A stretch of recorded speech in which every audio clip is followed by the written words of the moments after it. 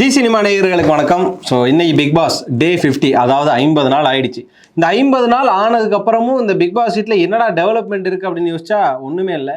நம்ம தான் நாளுக்கு நாள் வந்து ஒரு ப்ரிவியூ பண்ணும்போதும் சரி, ஒரு எபிசோட ரிவ்யூ பண்ணும்போதும் சரி, நம்ம தான் கண்டென்ட்டை ஓகே இவங்க தான் உள்ள கண்டென்ட் கொடுக்க மாட்டேங்கிறானுங்க, நம்மளே ஏதாவது யோசிச்சு ஒரு கண்டென்ட்டை சொல்லுவேன்னு சொல்லி நம்ம கிட்ட மட்டும் தான் டெவலப்மெண்ட் இருக்கே தவிர அந்த பிக் பாஸ் வீட்டில் டெவலப்மெண்ட் கிடையாது அப்படிங்கிற ஒரு விஷயம் இருக்குது. சொல்லப்போனால் விஜய் சேதுபதியிலேருந்து எல்லாருமே சொன்ன ஒரு விஷயம் தான். நானே கிட்டத்தட்ட இது ஒரு 4வது வீடியோ நினைக்கிறேன் இந்த ஒரு பேஸ் பாயிண்ட்டை சொல்கிறது என்னன்னா, ரொம்ப சேஃப் கேம் விளாட்றாங்க. இத்தனை சீசனை பார்த்துட்டு ஒரு சீசனில் சேஃப் கேம் விளாட்றாங்கன்றது, அப்படி விளாண்டா எவ்வளோ ஒஸ்ட்டாக ஒரு சீசன் போகுன்றதுக்கு ஒரு உதாரணமான சீசன் தான் இது. அப்படிங்கிற பட்சத்தில் 50 நாள் கிட்டத்தட்ட இந்த கேமோட பிக் பாஸ் அப்படிங்கிற கேமோட பாதி ஸ்டேஜ் வந்துட்டாங்க. 50 நாள் இன்னும் ஒரு 50 நாள் ஓடுனுச்சு அப்படின்னா அந்த கேமே முடிஞ்சு போயிடும். அதான் அடுத்து டிசம்பர் வரும், சென்னையில் வந்து ஃப்ளட் வரும், நிறைய விஷயங்கள் வரும், அதுக்கடுத்து பண்டிகைகள் வரும், அதுக்கப்புறம் பொங்கல் வரும், பிக் பாஸே முடிஞ்சு போயிடும். நம்ம யாரை பார்க்குறோம் யாரை பார்க்கல, யார் ஒழுங்காக பெர்ஃபார்ம் பண்ணா அப்படிங்கிறத கெஸ் பண்ணுறதுக்குள்ளே இந்த சீசன் முடிய போகுது அப்படிங்கிறத உண்மை.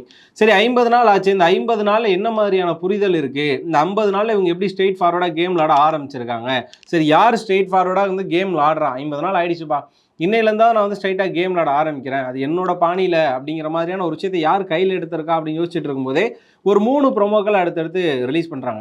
இந்த 3 ப்ரொமோ பார்க்கும்போது கிட்டத்தட்ட இவங்க கேமாகவே விளாடல, அதாவது பர்சனல் வெஞ்சன்ஸ், அதாவது வன்மம்னு இப்போ அண்மையிலாம் நம்ம சொல்லிட்டு இருக்கோம்ல, இந்த வன்ம கக்கிகளாகவும் பேக்கேஜை ரிலீஸ் பண்ணக்கூடிய பர்சன்ஸாகவும் தான் இருக்காங்க. ஸோ முதல் ப்ரோமோவை வச்சு அதுலேருந்து நம்ம எக்ஸ்பிளைன் பண்ண ஆரம்பிக்கலாம்.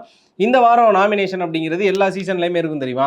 ஒருத்தவங்களோட ஃபோட்டோ இருக்கும், அதை ஒன்று எரிக்கணும், இல்லைனா வந்து அந்த ஃபோட்டோவை கிழிக்கணும், நேராக எல்லாரும் நிற்க வச்சு அவங்க ஃபோட்டோவில் போய் வந்து பெயிண்டை ஊற்றணுங்கிற மாதிரியான பல விஷயங்களை கொடுப்பாங்க.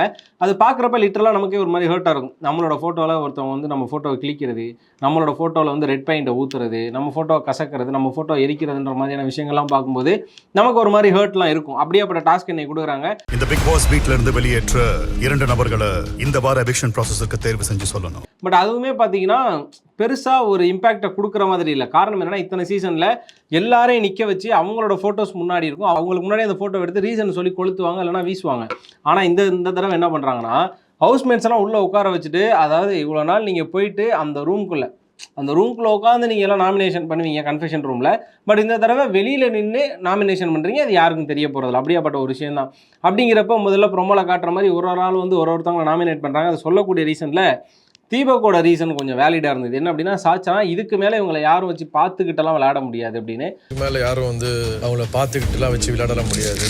வாரம் வந்து ஓகே சாச்சனோட வாய்ஸ் அதிகமாக ரைஸ் ஆகும், அது வேறு விதமாக இருந்தது அப்படின்ற பட்சத்தில் அதுக்கு வந்து ஆப்போசிட்டில் குரல் கொடுத்தா உடனே சாச்சனோட ஒரு வெப்பன் வந்து அழுகிறது. அது இந்த வாரமே பார்த்துருப்போம். விஜய் சேதுபதி அவர்கள்ட்ட வந்து சாச்சனா அவங்களோட விஷயத்த சொல்லிக்கிட்டே இருக்கும்போது டக்குன்னு அழுதுருவாங்க. அழுகும்போது பார்த்தீங்கன்னா தீபக் அப்படியே சிரிச்சு, நான் நினச்சேன்டா இன்னும் நீ அழுவலையா அப்படிங்கிற மாதிரி ஒரு விஷயம்லாம் சைகையெல்லாம் காட்டுவார். அப்படின்றப்ப லிட்ரலாக தெரியுது சாச்சனாவோட கடைசி ஆயுதம் அப்படிங்கிறது அழுகை தான். அதனாலே ஒரு தடவை அவங்க வந்து பார்த்து வச்சுக்கணும், சாப்பிட்ற விஷயத்தில் பார்த்து வச்சுக்கணும்.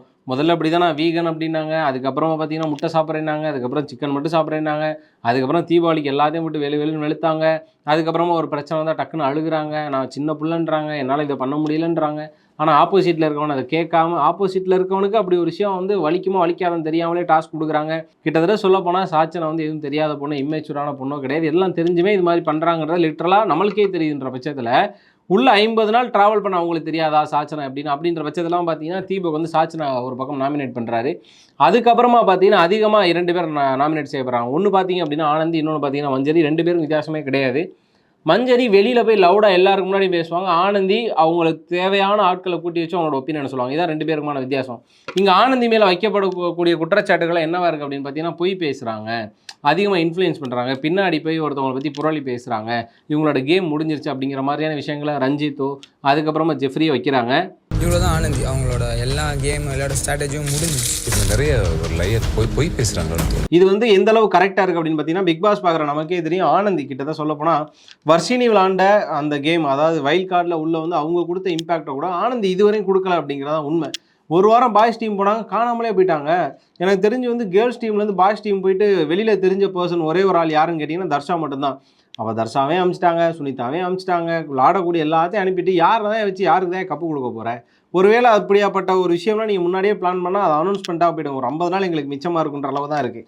சரி, ஓகே. அதுக்கப்புறமா யாரை பண்ணுறாங்க அப்படின்னு பார்த்தீங்கன்னா, ஆனந்தியை தாண்டி மஞ்சரியை பண்ணுறாங்க. மஞ்சரியை பண்ணுறதுக்கான வாய்ப்புகளுமே, அதாவது காரணங்களுமே அதிகமாக பேசுகிறாங்க. மற்றவங்களுக்கு வந்து வாய்ப்பு கொடுக்க மாட்டேங்கிறாங்க, ஓவர் ஷேடோ பண்ணுறாங்க, மற்றவங்க வெளியில் தெரியக்கூடாதுன்னு பேசுகிறாங்கன்ற மாதிரி பல விஷயங்கள் வைக்கிறாங்க. அதில் சௌந்தர்யாலாம் லிட்ரலி இந்த வன்மங்கள் வெளிப்பட்ட அதெல்லாம் நமக்கு தெரிஞ்சுது. அவங்க வாய்ஸ் மட்டும் கேட்கணும்னு நினைக்கிறாங்க. எல்லாரையுமே வந்து ஓவர் ஷேடோ பண்ணுற மாதிரி எனக்கு தோணுது. இப்படியா பார்த்தீங்கன்னா இந்த வார நாமினேஷனில் ஜாக்குலினு, முத்துக்குமரனு, தீபக்கு, ஒரு சில குறிப்பிட்ட பேர் தான் இல்லை, அதை தவிர மீது எல்லாருமே இந்த வாரம் வந்து வெயிட்டாக நாமினேட் ஆகிருக்காங்க. சொல்லப்போனால் மஞ்சரிக்கு 8 ஓட்டு வாங்கி மஞ்சரி தான் டாப்பில் இருக்காங்க. அப்போ 8 பேரால் நாமினேட் செய்யப்பட்ட ஒரு பர்சனாக மஞ்சரி இந்த வீட்டில் இருக்காங்க. இப்படியா பார்த்தீங்கன்னா முதல் ப்ரோமோ முடியுது. சரி, 2வது ப்ரோமோ வருதுப்பா. இந்த நாமினேஷன் யார் யாருன்னு அனௌன்ஸ் பண்ணதுக்கப்புறமா உள்ள சண்டை போட்டுக்குவாங்கன்னு பார்த்தீங்கன்னா, இது வேறு சண்டை கிளப்புறதுக்கான ஒரு ப்ரோமோவாக இருக்குது. அது என்ன அப்படின்னா, ஷாப்பிங் டாஸ்.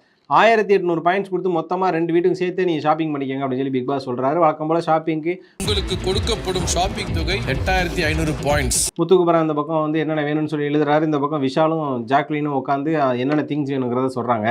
பட் பின்னாடி உட்காந்து ஓவர்லேப் பண்ணிட்டே இருக்காங்க. அதுலேயே சாச்சனா வந்து உட்காந்து ஓவர்லேப் ரொம்ப பண்ணிட்டே இருக்கும்போது ஒரு கட்டத்தில் கன்ஃபியூஸ் ஆகிடுது. அதுக்கப்புறம் எழுதி முடிச்சுட்டு விட்டதுக்கப்புறமா இங்கே வந்து காஃபியை ஏன் எடுக்கலை அப்படின்னா, காஃபிக்கு பதிலாக ஆல்டர்னேட் டீ இருக்குது அப்படின்னு விஷால் சொல்கிறாரு. அதுக்கப்புறம் அங்கே ஒரு கான்வர்சேஷன் முடிஞ்சதுக்கப்புறமா இங்கே சாச்சனா சொல்கிறாங்க, டீ காஃபியெல்லாம் ஒரு பேசிக் தானே, அதை பேசிக்கான விஷயம்லாம் எடுக்கணும் அப்படின்னா. அது ஜாக்லின் ஒரு வார்த்தை சொல்கிறாங்க, பேசிக் தான், பேசிக் பற்றி பேசுகிறோன்னா நீ மேலே படிச்சிருந்தா தானே உனக்கு தெரியும் அப்படின்றாங்க. அந்த மேலே படிச்சிருந்தா தான் உனக்கு தெரியுமே அப்படின்னா அதை வந்து காலேஜை சொல்கிறாங்களா, வெளியில் அவங்க படித்ததை சொல்கிறாங்களா, அதில் அங்கே ஷாப்பிங் டாஸ்கில் கொடுக்கப்பட்ட அந்த லிஸ்ட்டை சொன்னாங்களான்னு தெரில. ஆனால் அதையும் வந்து நம்ம எடிட்டர் வந்து எடிட்டெல்லாம் போட்டு இது மூலமாக ஒரு கண்டென்ட் இருக்குது, இந்த எபிசோடை வந்து பாருங்கள் அப்படின்ற மாதிரியான ஒரு கேவலவாத செயல்கள்லாம் செய்கிறாரு. இதை பார்த்தாலுமே உள்ள ஒன்றுமே இருக்காது அப்படிங்கிறது தெரியும். ஸோ முதல் ப்ரோமோலையும் 2வது ப்ரோமோலையும் காட்டப்பட்டும் ஒரு யூஸும் இல்லாத ஒரே பர்சன் யார் அப்படின்னு பார்த்தீங்கன்னா நம்ம ரயான் அவர்கள் தான். அவர் இப்போ வரையும் எதுக்கு போனான்னு சொல்லி ட்விட்டரில் பல பேர் திட்டிகிட்டு இருக்காங்க. நீங்கள் வந்து அப்படி சொல்கிறது, வர்ஷினி அனுப்புனதுல ரயான் அனுப்பியிருக்கலாம் அப்படிங்கிற மாதிரியான பல பேர் சொல்லிகிட்டு இருக்கிறாங்க. சொல்லப்போனால் வைல்ட் கார்டில் வந்து 3 கேர்ள்ஸ் 3 பாய்ஸில் 2 கேர்ள்ஸ் இப்போ தான் அவுட் ஆகி வெளில போயிருக்காங்க. இன்னும் வந்திருக்க 3 பாய்ஸில் பார்த்தீங்கன்னா 3 பேருமே ஒரு பக்கம் ராணவை எல்லாம் சேர்ந்து மார்க் பண்ணுறாங்க, ஒரு பக்கம் சிவகுமார் வந்து ஒழுங்காக விளாட மாட்டுறாங்கிற கம்ப்ளைண்ட் வைக்கிறாங்க, ரயான் வந்து ஒரு பக்கம் வந்த இடமே தெரியாமல் அமைதியாக இருக்கார். இப்படியாப்பட்ட ஒரு பல குழப்பங்களோடையும் நம்மளுக்கு கடுப்புகளோடையும் 2வது ப்ரோமோ முடியுது. அதுக்கப்புறம் பார்த்தீங்கன்னா ஆக்சுவலாக பார்த்தீங்கன்னா இந்த ஷாப்பிங் டாஸ்க்குன்றது 3வது ப்ரோமோ, நடுவில் 2வது ப்ரோமோ வந்ததே மறந்துட்டேன் பாருங்க. அப்படியே தான் நடக்குது இந்த பிக் பாஸ், அவ்வளோ சூப்பராக இருக்குது. ஸோ முதல்ல அது 3வது ப்ரோமோ மன்னிச்சுக்கோங்க. ஸோ 2வது ப்ரோமோ என்ன அப்படின்னு பார்த்தீங்கன்னா காசிப்ஸ். ஸோ அது என்னடா காசிப்ஸ் அப்படின்னு பார்த்தீங்கன்னா, வழக்கம் போல தான் நம்ம நாட்டாமக்கா இருக்குல்ல, நம்ம ஆனந்தி அக்காவோட காசிப்ஸுக்கு எப்பயுமே அளவே கிடையாது. காரணம் என்னன்னா, அவங்க காசிப்பாக பேசுகிறத பிக் பாஸ் வீட்டில் மிட்டில் போய் நின்று பேசியிருந்தா கூட அவங்க ஒரு நல்ல கேமராக மாறி இருப்பாங்க. இதில் முக்கியமான விஷயம் என்ன அப்படின்னா, இந்த வீட்டில் இப்போ வரையும் ஏன்டா அவங்களெல்லாம் ஒஸ்ட் பர்ஃபார்மராக செலக்ட் பண்ணலை அப்படின்னு நம்ம கேட்கக்கூடிய இடத்துல இருக்கிற ஒரு 3 பேர். ஒன்று நம்ம ஆனந்தி அக்கா, இன்னொன்று பார்த்தீங்கன்னா பவித்ராஜரணி, 3வது நம்ம சாச்சமாதேவி. இவங்க 3 பேர் உட்காந்து இந்த வீட்டில் இருக்கிறவங்க என்ன மாதிரியான ஸ்ட்ராட்டஜி எடுத்து விளாட்றாங்க, இவங்க எதில் நல்ல பிளேயர் எதில் கெட்ட பிளேயர், எப்படி இவங்களாம் அந்த வீட்டில் இருக்காங்கன்ற ஒரு டிசர்வேஷன் லிஸ்ட்டை போட்டுக்கிட்டு இருக்கிறாங்க. நமக்கு சந்தேகமே என்னென்னா, இந்த லிஸ்ட்டை போடுறதுக்கு முதல்ல நீங்கள் டிசர்வேஷனா அப்படிங்கிறது நம்மளோட சந்தேகமே. ஏன்னா ஆனந்தி உட்காந்து முதல்ல பேச ஆரம்பிக்கிறாங்க. பவித்ரா சொல்கிறாங்க ஜெஃப்ரி வந்து சௌந்தர்யாக்காக தான் விளாட்றாப்புல, அதாவது சௌந்தர்யாக்கான இன்புட்ஸ் தான் கொடுக்குறாரு. அப்போ ஜெஃப்ரி வந்து எதுக்கு இங்கே விளாடணும் அப்படிங்கிற மாதிரியான ஒரு விஷயங்கள். அப்போ ஜெஃப்ரி வந்து இவ்வளோ நாள் போடுற எஃபர்ட்லாம் வேஸ்ட்டு, ஜெஃப்ரி விளாடுறதுலங்கிற மாதிரியான ஒரு விஷயத்தை பவித்ராஜரணி இங்கே போட்டு உடைக்கிறாங்க. அதுக்கு பதிலாக ஆனந்தி என்ன பண்ணுறாங்க, நீ ஒன்று சொன்ன நான் ஒன்று சொல்வேன்னு சொல்லிட்டு அடுத்து ரஞ்சித் அவரோட கேமை போட்டு உடைக்கிறாங்க. ஸோ ரஞ்சித் வந்து பயங்கரமான சேஃப் கேம் விளாட்றாரு. நீ சொன்னல இது நல்லா இல்லைன்னு சொல்ல மாட்டேங்கிறாரு. நீங்க பேசிட்டு இருக்கீங்களா கண்ணா, இது நல்லா இல்லை, இதுதான் சேஃப் கேம்னு சொல்றாங்க. இந்த பாரு எம்மா தங்கம் செல்லன்னு சொல்லி இதுதான் ஆரம்ப நாள்லேருந்தே சொல்கிறாங்களே. ஆரம்ப நாள்லேருந்து ரஞ்சித் அவர் விளாட்றது சேஃப் கேம் தான். எல்லாருக்கும், அதாவது ஒருத்தவனால எல்லாருக்குமே நல்லவனாக இருக்க முடியாதுன்றதை ஹவுஸ்மேட்ஸ் தாண்டி, விஜய் சேதுபதி தாண்டி, ஆடியன்ஸ் தாண்டி, ரிவ்யூவர்ஸ் எல்லாம் சொல்ல ஆரம்பிச்சிட்டாங்க. பட் இவ்வளோ தாண்டியுமே அவர் ஒரு பக்கம் இதான் என்னோட கேம், இதான் நானுன்னு ஒரு பக்கம் இருக்கார். இன்னொரு பக்கம் பார்த்தீங்க அப்படின்னா தீபக்கோட கேம் என்ன அப்படிங்கிறத ஒரு பக்கம் ஆனந்தி உடைக்கிறாங்க. அவருக்கு தேவையான பர்சன்ஸ்ட்டை கூட தீபக் என்ன பண்ணுறாருன்னா அவரோட ஆட்டிடியூடை குறைச்சிக்கிறாரு. ஆனால் அவருக்கு தேவையில்லாத பர்சன்ஸ், அவருக்கு யார் ஆகலையோ அவங்க கிட்ட அவரோட ஆட்டிடியூடா காட்டுறாரு அப்படின்னு ஆனந்தி சொல்றாங்க. அண்ட் ஃபைனலாக பார்த்தீங்கன்னா விஷால் தீபக் என்ன பண்றாருன்னு சொல்லிருக்குன்னு ஒரு சில ஃபேவரட்ஸ் இருக்கு. அந்த ஃபேவரட்ஸ் கிட்ட ஒரு மாதிரியும் ஃபேவரட் இல்லாத ஒரு மாதிரி இருக்காரு. விஷால் இந்த வீட்டில் ஒரு என்டர்டெய்னராக இருக்கணும்னு ட்ரை பண்ணுறான். ஆனால் கடைசி வரையும் அவன் அப்படியே இருந்துட்டா முடியுமான்னு கேட்டால் கண்டிப்பாக கிடையாது. அந்த என்டர்டெயின்மெண்ட் மூலமாக தீபக் நீங்கள் இந்த தப்பு பண்ணுறீங்க, அதுக்கப்புறம் பார்த்தீங்கன்னா ரஞ்சித்தில் இந்த தப்பு பண்ணுறீங்கன்னு எடுத்து சொல்லி ஆகணும் அப்படின்னு நம்ம ஆனந்தி அக்கா சொல்கிறாங்க. நான் என்ன கேட்குறேன், இவங்களெல்லாம் சொல்கிறதுக்கு நீங்கள் முதல்ல என்ன பண்ணீங்க? ஒரு பிரச்சனை நடந்தால் அந்த பிரச்சனையை சார்ட் அவுட் பண்ண மாட்டீங்க, அந்த பிரச்சனை நடந்து முடிஞ்சதுக்கப்புறமா உள்ள ஹவுஸ்மேட்ஸ் பேசிட்டு அங்கே போய் ஷார்ட் அவுட் பண்ணுறன்ற பேரில் குதிப்பீங்க. டிசிஷன் மேக்கிங்ன்ற பேரில் எதுலையுமே நம்ம வந்து பார்ட்டிசிபேட் பண்ணிடக்கூடாது, நம்ம எந்த போட்டியிலையும் போய் மாட்டிடக்கூடாது, அப்போ நம்ம வந்து இந்த இடத்துல பாயிண்ட் பேசி ஆள் பிரித்து விட்ற இடத்துல இருக்கணுன்ற வேலையும் கரெக்டாக பார்க்குறீங்க. இதுக்கப்புறமா பவித்ரா ஜனனி அவங்க வந்து ஒரு பக்கம் ஓகே நல்ல ஒரு கேமர் அப்படிங்கிற ஒரு பேர் இருக்குது, அதெல்லாம் வந்து நம்ம பவித்ரா ஜனனி இது மாதிரியான விஷயங்கள் பின்னாடி வந்து காசி பேசி கெடுத்துவாங்களோ அப்படிங்கிற ஒரு விஷயம் இருக்குது. அண்ட் ஃபைனலாக பார்த்தீங்கன்னா நம்ம சாச்சம்மா தேவின்னு சொல்ல சாச்சம்மா தேவி அவர்கள் போன வாரம் ராணியாலாம் இருந்தாங்க. விஜய் சேதுபதி வந்து வழக்கம் போல் லைட்டாக ரோஸ்ட்டை போட்டு போனார். இந்த வாரம் வந்து அதுக்கேற்ற மாதிரியான தலைவி அந்த பார்த்தீங்கன்னா அந்த ஷாப்பிங் டாஸ்க்லாம் குறுக்க வாயை விட்டு பல பஞ்சாயத்துகள்லாம் வருது. எதுக்கு இதை பண்ணணும்? முதல்ல நீங்கள் ஏன் காசி பேசுகிறீங்க? பாய்ஸ் டீம்லேயும் தான் காசி பேசுகிறாங்க, கேர்ள்ஸ் டீம்லேயும் காசி பேசுகிறாங்க. அதை தாண்டி நிறைய விஷயத்த வந்து அவங்க கேமில் காட்டுறாங்களா, அது மாதிரி காட்டுங்க. அது மாதிரி இல்லாமல் உட்காந்து ஆனந்தியக்காலாம் எனக்கு தெரிஞ்சு 100 நாள் வரையுமே காசி பேசி அவார்டு வாங்கிட்டு போயிடுவாங்க அப்படின்னு தான் நான் நினைக்கிறேன். ஓவரால் அந்த 3 ப்ரோமோ பார்த்ததுக்கப்புறமா, விஜய் சேதுபதி எபிசோட் பார்த்ததுக்கப்புறமா என்னால் லிட்டரலாக தோணுது என்ன அப்படின்னா, யார் யாரெல்லாம் பிக் பாஸ் பார்க்க ஆசைப்படுறீங்களோ சீசன் 6 பாருங்கள். அதில் அசீம்லாம் இருந்து பயங்கரமாக டாக்ஸிக் கேம் கொடுத்து நம்மளுக்கு பார்க்குறதே பயங்கர ஒரு கடுப்பாக இருக்கும். அதுக்கப்புறமா சீசன் 3 பாருங்கள், நல்லா ஜாலியாக இருக்கும். இதற்கு இடைப்பட்ட ஒரு உங்களுக்கு சீசன் வேணும் அப்படின்னா சீசன் 4 சீசன் 5 பாருங்கள், ரெண்டுமே கலந்துருக்கும். சீசன் 8 பார்க்குறதே சுத்த வேஸ்ட்டாக அப்படிங்கிற அளவுக்கு தான் இந்த தடவை இருக்கிற ஹவுஸ்மேட்ஸ் கொண்டுட்டு வந்திருக்கிறாங்க. வெளியில் இருக்கக்கூடிய பிஆர் டீமாக இருக்கட்டும், பயங்கர ஆர்டிஃபிஷியலாக நமக்கே தெரியுது. இந்த கேம் எதுக்கிட்ட ஆல்ரெடி ஃபிக்ஸ் பண்ணிட்டீங்க, அதை தாண்டி மக்கள் ஓட்டுங்கிறத தாண்டி பிஆர் டீமோட ஓட்டு தான் போகுது. அப்புறம் எதுக்கு விளாட்றீங்க? அந்த ஒரு நம்பிக்கை இருக்கும்ல, நான் என்ன வேணால் பண்ணுவேன், எனக்கு பிரச்சனையே கிடையாது, ஏன்னா எனக்கு வெளில வந்து பிஆர் டீம் இருக்குது, ஓட்டு போட்டுருவாங்க, அப்போ அதை வச்சு நான் உள்ளே இருந்துருவேன்ற ஒரு நம்பிக்கையில் ரொம்ப கேஷுவலாக இருக்கிறாங்களா, அதெல்லாம் பார்க்கும்போது தான் ரொம்ப கடுப்பான விஷயங்களாக இருக்குது. ஓவராலாக பார்த்தீங்கன்னா 50வது நாளில் அதான் ஆஃப் செஞ்சுரின்னு சொல்லுவாங்க, ஆஃப் செஞ்சுரி அடித்ததுக்கப்புறமா கூட இவங்கெல்லாம் ஆஃப் அடித்த மாதிரி உள்ளே படுத்து தூங்குறது தான் நம்மளுக்கு ரொம்ப லிட்டரலாக கடுப்பாக இருக்குது. ஓவராலாக அந்த 3 ப்ரோமோ மட்டும் இல்லாமல் இந்த பிக் பாஸ் சீட்டில் இருக்கிற ஹவுஸ்மேட்ஸ் யாரெல்லாம் வந்து அடுத்த வாரத்தில் வெளியாகணும், அதுக்கப்புறம் பார்த்தீங்கன்னா ஆர்னோ உள்ளே போகிறாருங்கிற மாதிரியான காசிப்ஸும் ஒரு பக்கம் கிளம்பிச்சு. உள்ளே வராரா இல்லையா, அவர் வந்து அந்த கேம் எது மாதிரியெல்லாம் மாறும்னு சொல்லி உங்களுக்கு தோணுதோ கண்டிப்பாக அதெல்லாம் வந்து கமெண்ட்ஸில் சொல்லிடுங்க.